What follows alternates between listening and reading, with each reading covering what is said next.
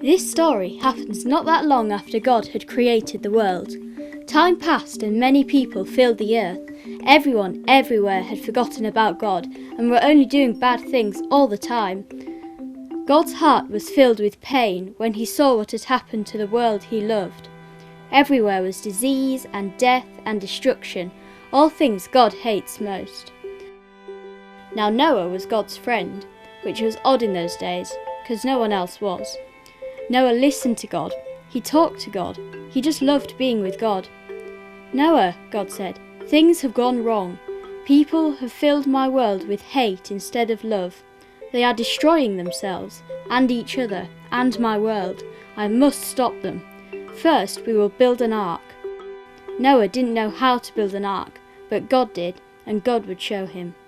"A storm is coming," God told Noah, "but I will rescue you, I promise. I'll send the animals to you, and don't forget to pack everyone's food." The storm was going to wash away all the hate and sadness and everything that had gone wrong, and make the world clean again. But Noah would have to trust God and do exactly what God told him. So Noah built an ark. Noah's neighbours came to watch and point and laugh, because they didn't believe Noah about the boat, or the storm, or needing to be rescued, and Noah must have looked quite silly. His boat was in the middle of the desert. The desert was nowhere near the sea, and there wasn't even a cloud in the sky. Why would anyone need an umbrella, let alone a boat? But Noah didn't mind so much what other people thought. He minded what God thought. So he did just what God told him to do. When the ark was ready, God said, "All aboard," and Noah's family and all the animals climbed inside. Then God shut the door, and it started raining for minutes that joined up into hours, that joined up into days, that joined up into weeks and weeks. The puddles joined up into rivers, that joined up into lakes, that joined up into a flood that covered the whole world. But in the middle of it all, God was with them, and God kept them safe for 40 long days and 40 long nights. Finally, the rain stopped.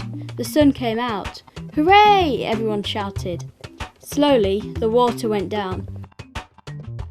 At last, the boat landed on top of a great mountain. When it was safe, everyone tumbled out of the ark.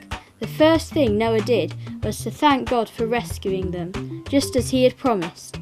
And the first thing God did was make another promise. God promised that he would never flood the world again. As a sign of that promise, God put a rainbow in the sky. It was a reminder to all who saw it that God had looked after Noah and would keep looking after his people. It wasn't long before everything went wrong again, but God wasn't surprised. He knew this would happen. That's why before the beginning of time he had another plan, a better plan, a plan to once again rescue his people. A plan to one day send his own son, the rescuer. But that rescue would last forever and ever.